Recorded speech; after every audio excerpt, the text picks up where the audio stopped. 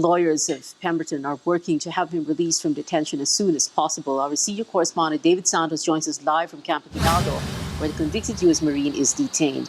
David, how is Pemberton taking this development?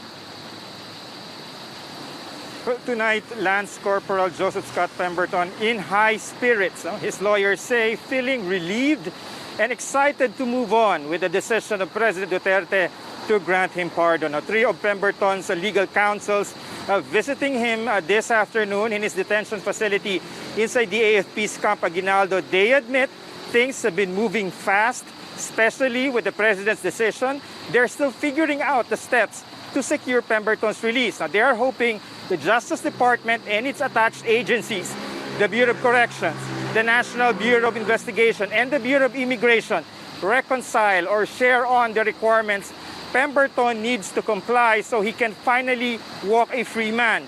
Now, Bucor personnel also subjected Pemberton to standard procedures today. Aside from fingerprinting and taking his photos, he was also asked to undergo COVID RT-PCR testing, which somehow surprised his lawyers. Now, as we speak, Pemberton's lawyers are saying it remains unclear when their client could be released, not until DOJ and its attached agencies issue the final requirements. And nonetheless, Pemberton, according to his lawyers, is very grateful for the president's decision. This is something he has been looking forward to, going home to the United States and returning to his normal life. Pia. David, did Pemberton talk about his immediate plans? What did his lawyers say? Well, his lawyers are saying that the president's decision to grant him pardon was unexpected. That's a direct quote from them. So for them, as well as for Pemberton, things have been moving very quickly. So Pemberton has yet to get hold. Pemberton even has yet to get hold of an official copy of the presidential pardon. But one thing is clear.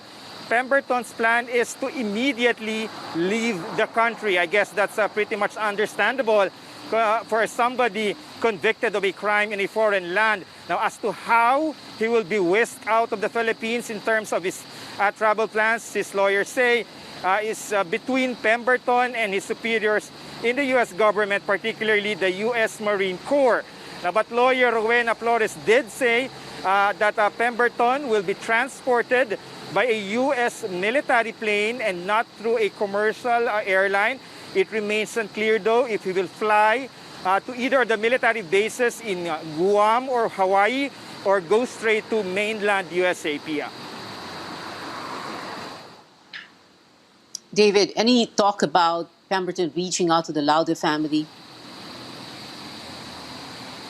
Well, Attorney Rowena Flores did say these were among the things they discussed with Lance Corporal Pemberton this afternoon. Accordingly, the U.S. Marine reaching out to the Laude family and issuing a formal apology are things he is ready to do. However, there is no decision yet whether he will do this by phone, perhaps personally speaking to the Laude family, or writing them a letter. But definitely, this is forthcoming. Pemberton wants to say sorry to the Laude family, something he has not been able to do throughout the 6 years he has been in detention, Pia.